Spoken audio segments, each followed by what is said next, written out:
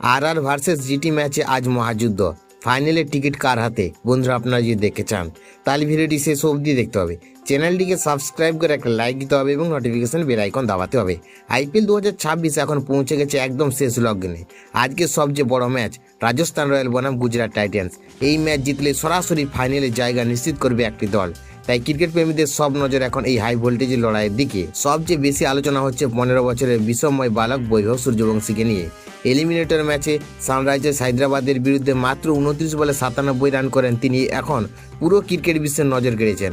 ভয় ডরহীন ব্যাটিং, একের পর এক বিশাল ছক্কা এবং অবিশ্বাস্য আত্মবিশ্বাস তাকে রাতারাতি সুপারস্টারে পরিণত করেছে।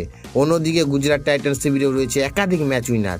সুমন গিলের ধারাবাহিক ফর্ম, রাশিদ খানের স্পিন ম্যাজিক এবং কাগিশ্বর রাবাডার গতি আরআরের জন্য বড় চ্যালেঞ্জ হতে চলেছে। বিশেষ করে রাবাডার বনাম বৈভব সূর্যবংশীর লড়াই নিয়ে এখন সবচেয়ে বেশি উত্তেজনা তৈরি হয়েছে সোশ্যাল মিডিয়ায়। ক্রিকেট বিশেষজ্ঞদের মতে এই ম্যাচটাই হতে পারে আইপিএল 2026-এর সবচেয়ে স্মরণীয় লড়াই। এখন দেখার ফাইনালের টিকিট শেষ পর্যন্ত কার হাতে ওঠে।